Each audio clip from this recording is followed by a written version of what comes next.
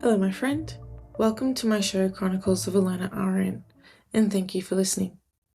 My name's Ritika. I'm a registered nurse working out of Melbourne, bringing my experiences and learnings to a wider audience.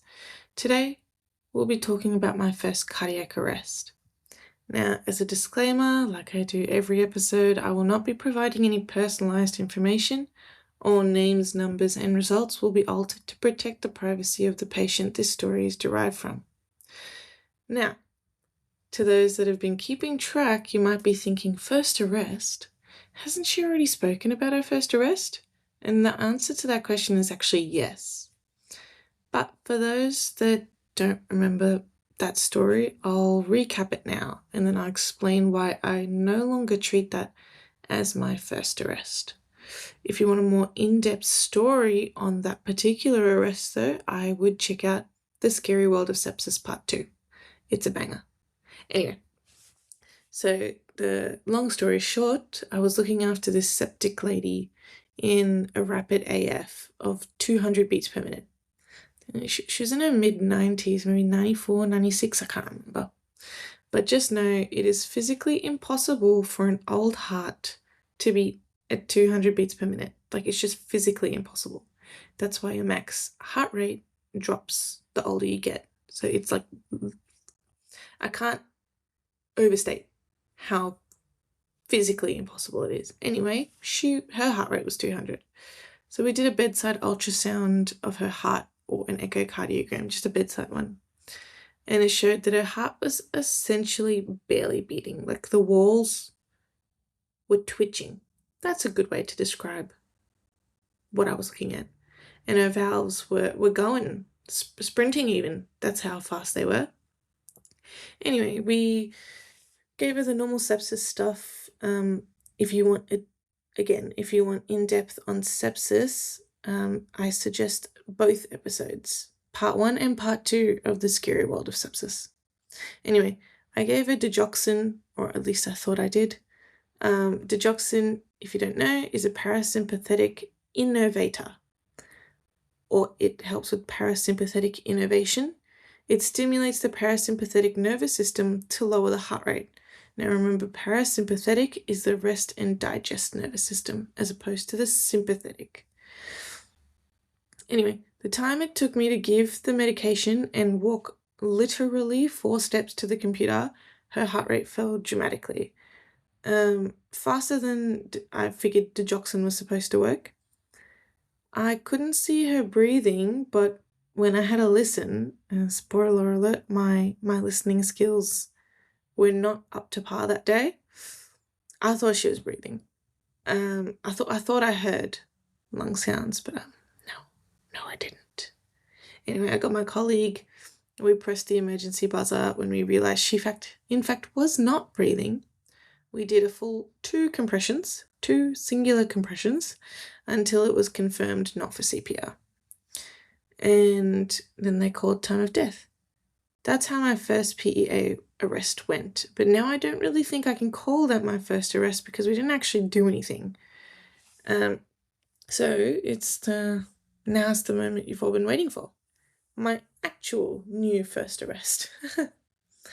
It's been a few months now since it happened, so the initial feelings have long dissipated. I don't feel the same as I once did about this certain situation, but we'll start from the start, yeah?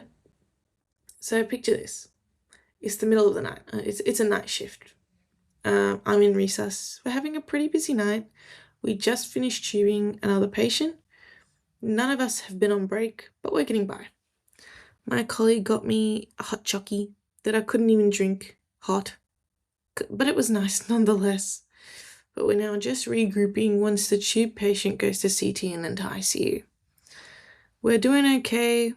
Now we've got 2 beds empty, 1 patient left.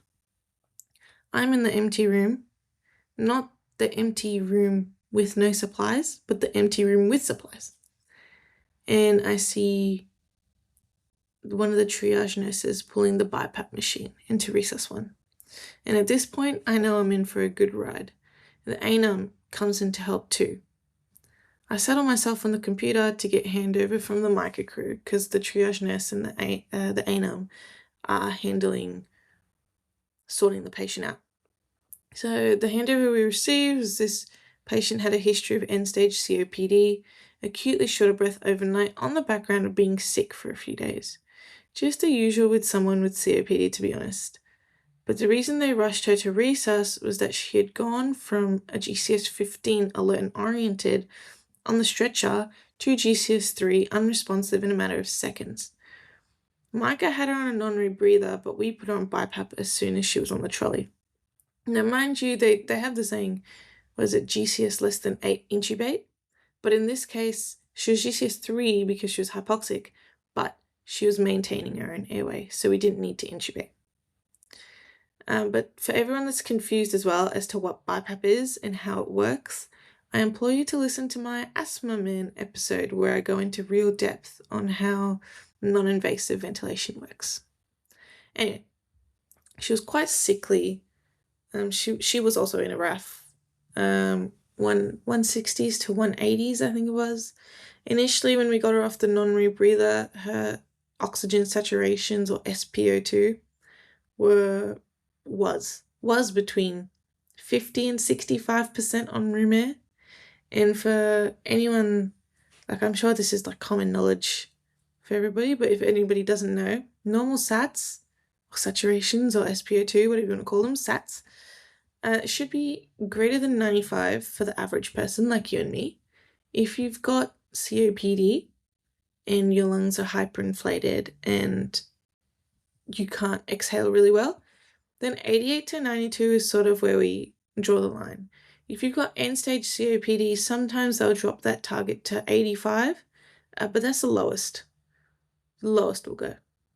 So 50 to 65% is still critically low. I'd be working fast kind of low. But anyway, we put her on the BiPAP and it increased to the mid-80s, high 80s, low 90s. So we were happy with that. We initially had her on a PEEP of 6 and a pressure support of 8 and an FiO2 of between 30 to 50%. And I think we kept it at those settings for the entire time because they were just sort of just working and it wasn't making her too uncomfortable. Every time we tried to wean, though, she'd crash pretty hard, so we just kept it at that. Every hour on the hour, I was doing VBGs, and they looked awful. Incalculable was a very common word on her VBGs because, well, the machine couldn't calculate, I guess. Whether it was clotted or her perfusion was so bad that it just couldn't read the numbers, I don't know. Sometimes we'd get a number, sometimes we'd get incalculable. I don't know how these machines work. But anyway, when we did get values, they were, what's a better word for cooked?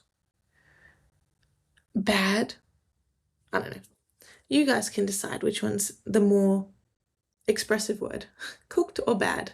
But anyway, her pH was less than 7, her CO2 was in the 120s, and her bicarb was pretty much non-existent, and her lactate was also through the roof, though I don't really remember the numbers. Quick side note though, if you don't really understand VBGs all that well, I think we go through it in Sepsis Part 1, but don't quote me on that one. It's in Sepsis somewhere. It's somewhere there. She was so peripherally shut down. She was quite literally ice cold. And as the night went on, that ice coldness sort of kept spreading. Though she just wanted the covers off and to lay on her side, which I put a little asterisk here, which I didn't actually clock until I reflected. It was the exact same behavior my previous arrest showed prior to arresting. But anyway, as we went on, I was one-on-one with her, doing VBGs every hour on the hour, pulling from veins that didn't really have much left in them. Now, to those that have listened and learned from Asthma Man, the notion and the fact that her BP was dropping progressively should not come as a surprise knowing that she was on BiPAP. And if you didn't know that, you should go listen to that episode. Anyway, The lowest one we got was 52 systolic. And at that point, it was about 6 o'clock and we were going to prep for an outline. Now, in the meantime, we did all the usual sepsis stuff, although her IVs kept blowing. So we kept having to put in new cannulas and restart infusions, and I think only half, maybe even only 100 mils of the azithromycin went through.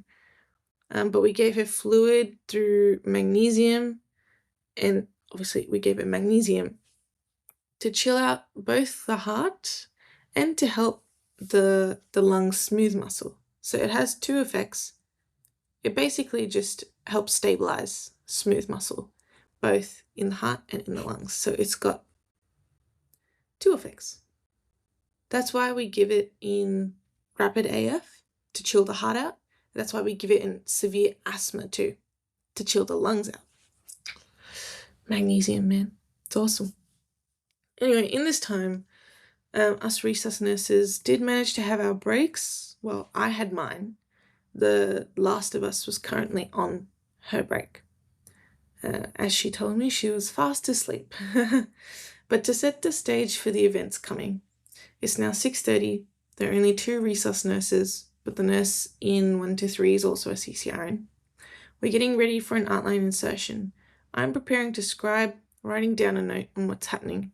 My colleague is getting the NORAD infusion ready, and the 2 regs, so there are only 2 registrars overnight. A senior registrar who's in charge of the entire department, and then the second one who is usually peds. But in this case, because she deteriorated on the stretcher and the ED reg in charge was dealing with the tubed patient, the second reg looked after her. But they were both here preparing to do the outline. And so the patient is on her left side, not really optimal for lung expansion and therefore gas exchange, but ICU said that if her SATs were okay and she's comfortable, then to leave it. So I did. They're now preparing her while she's on her side. I'm at the computer in the corner of the room looking at the monitor, and I see her heart rate drop from 160 to 150 to 130, and more importantly, her rhythm changes. Previously, while she was tachycardic, she had this funky looking P wave and T wave. They were both seemingly elevated and joined together. Now, mind you, I said she was in a RAF, and I've said I'm looking at P waves. I'm not too sure myself if they were P waves, because if they were P waves, then that classifies as a sinus tachycardia because it's sinus. But we just called it a RAF, because to be honest, I don't actually know if they were P waves. They just sort of looked like P waves. But anyway, I digress. But they were seemingly elevated and joined together. It was bizarre, but more importantly, it was very unique. And in hindsight, the ED reg in charge mentioned that the funky rhythm was actually indicative of ischemia, cardiac ischemia, which was to be expected given her condition, I guess. But anyway, her rhythm changes, the BiPAP machine starts screaming, and I get off the chair and I walk over. The same 4 steps it takes from my previous story. I walk over and say, I don't think she's breathing. Her rhythm has changed. I go to try and palpate a pulse. I can't feel one. The reg doing the outline has to feel for a radial anyway to actually get the thingy in. She looks at me and she goes, I can't feel one either. Mind you, our voices are low. From the outside, we still look relatively calm. But inside, my own heart rate was rising and I was starting to go into autopilot. The senior reg tells us not to rush to conclusions, to put her back on her back and assess. And as we're doing that, I start to put the head of the bed down in preparation. But the stupid CPR lever on the bottom of the bed isn't working. I'm kicking it and it's not doing anything. So I have to rush over and put her down slowly.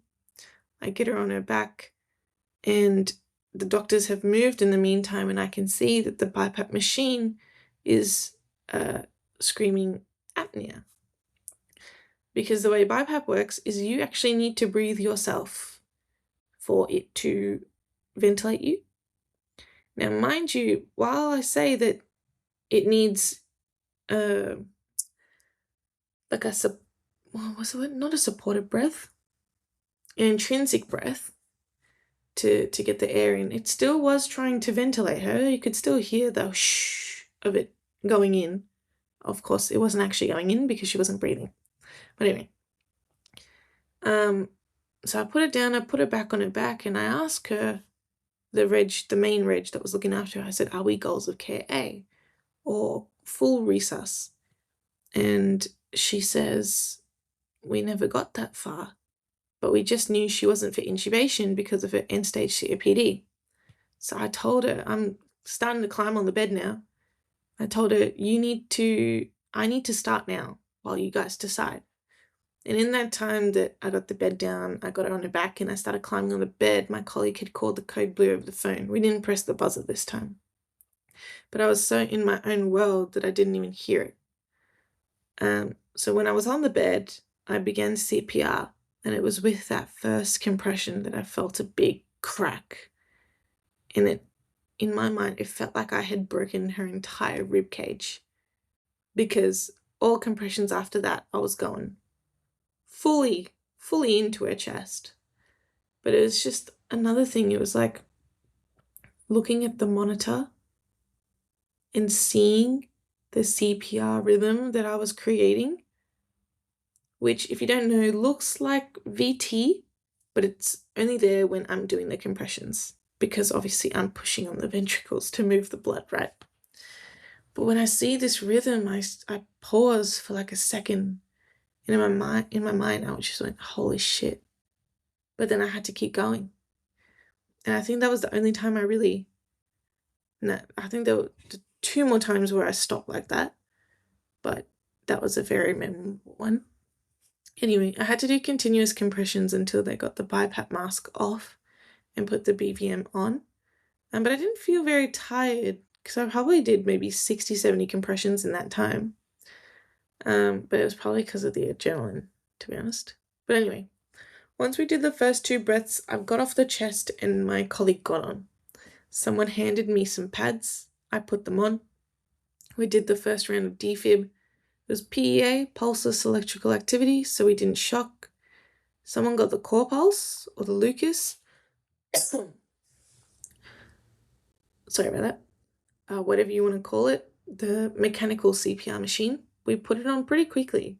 And this is like pretty amazing because a lot of times we don't think to use it. But it means we don't have to do manual CPR, and it saves so much energy.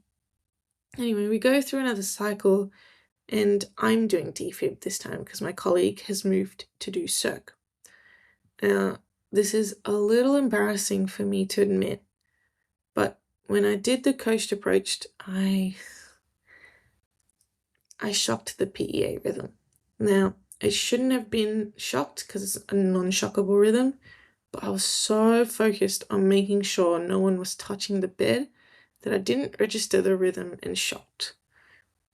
And in my defense, people were touching the bed, so I had to really get off the bed. But the trade-off for that was I didn't look at the screen and I didn't register the rhythm. I realized like 15 seconds afterwards when my colleague was like, "Did you dump it?" And I was like, "No, I gave it." And she was like, "What? What was the rhythm?" I said, "PEA." And she goes, "So did you dump it?" And I went, "No, I gave it." And we did that maybe 2-3 times until I realized, oh shit, I shouldn't have given it. And so I promptly moved away from the defib because I didn't want to mess that up again.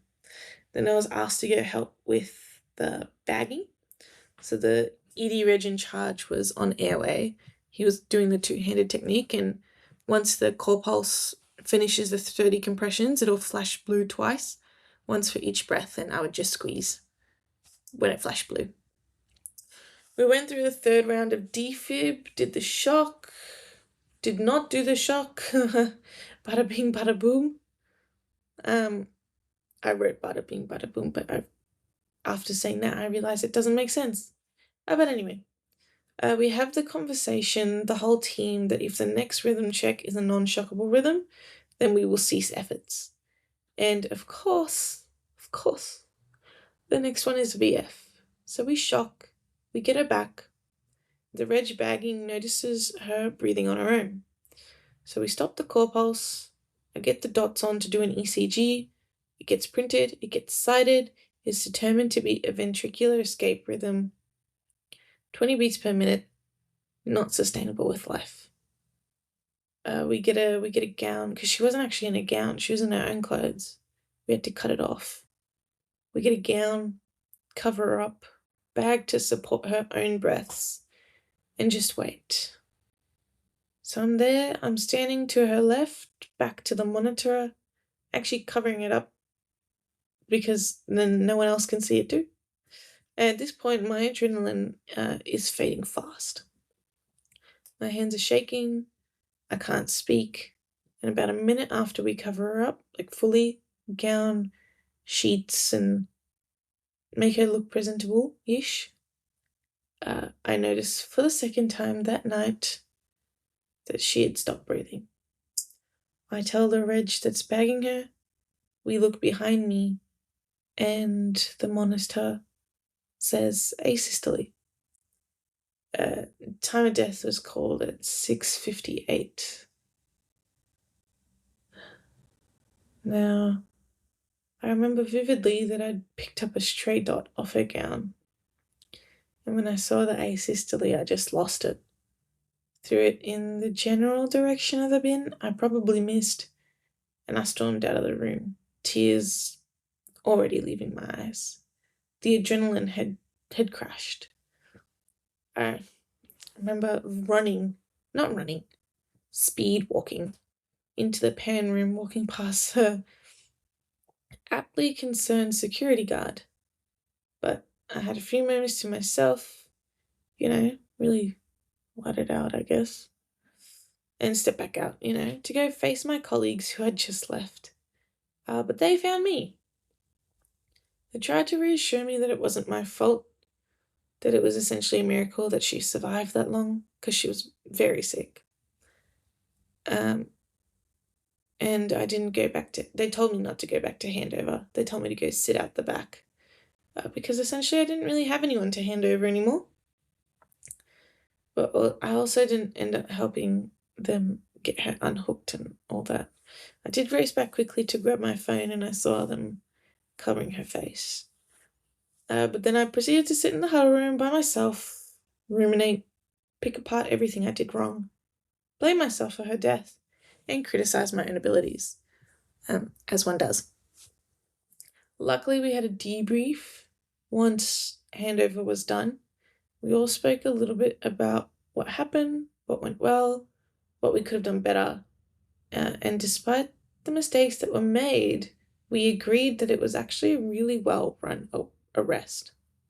There was no shouting, no disagreements, one team lead, and everyone was on the same page. I was also reassured again by the ED reg in charge that it really, really, really wasn't my fault.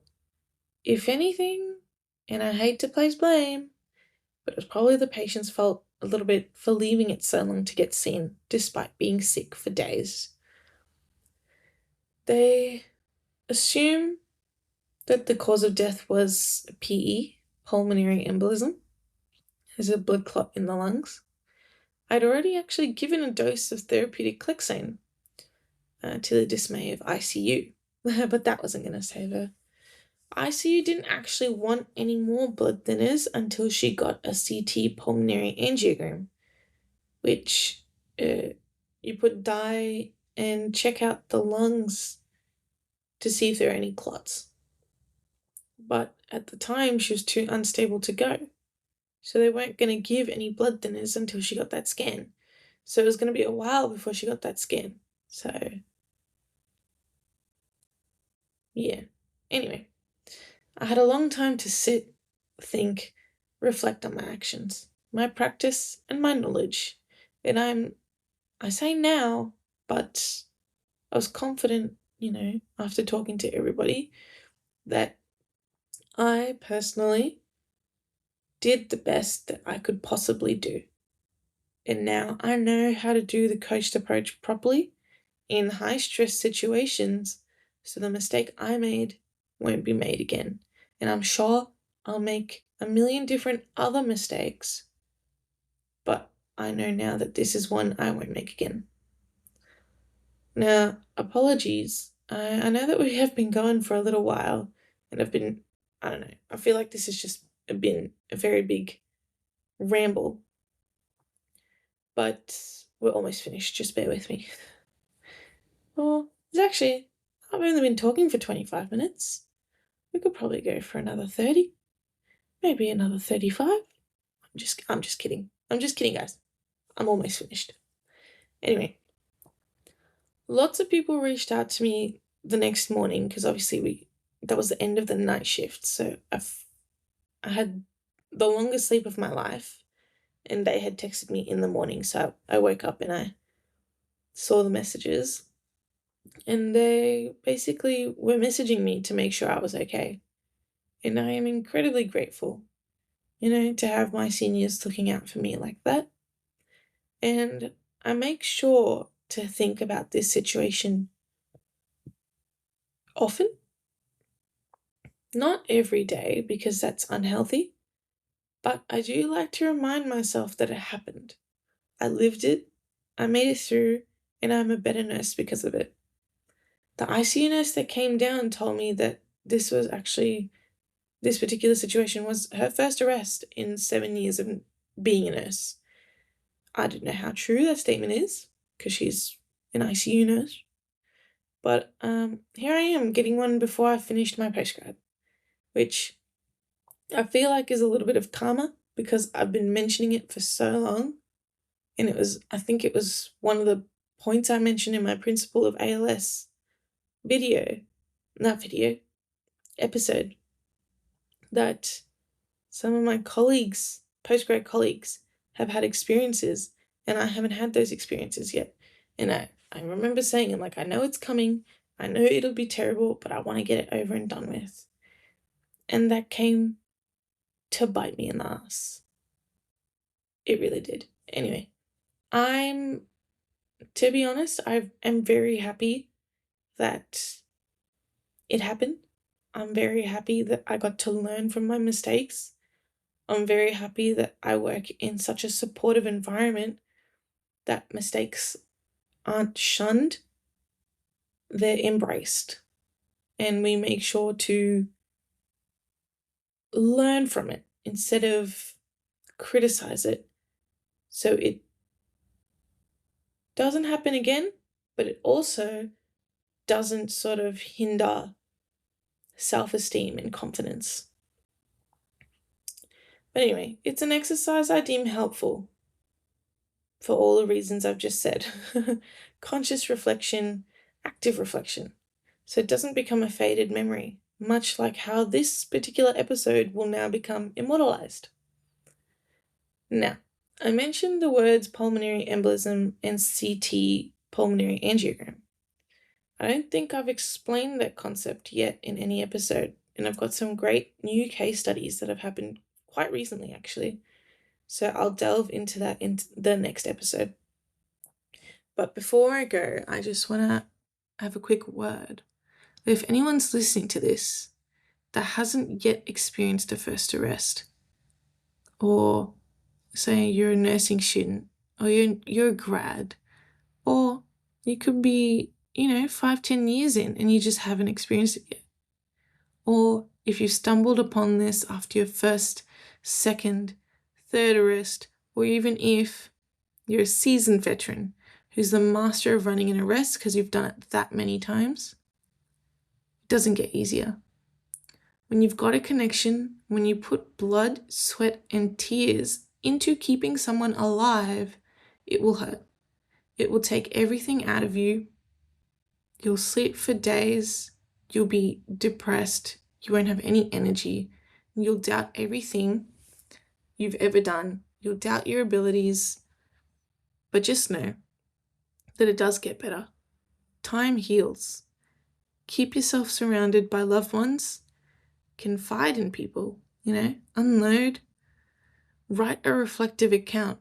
That is what I did, think, as soon as I got home, maybe, or when I woke up, I can't remember. But I wrote it all down, like the day that it happened. And this is very important, because if you don't write it down, make it concrete, then your brain spirals. And when it's on paper, your brain can't do that, because you can read it to yourself and go, that is what happened. That is fact. But I promise it'll be okay.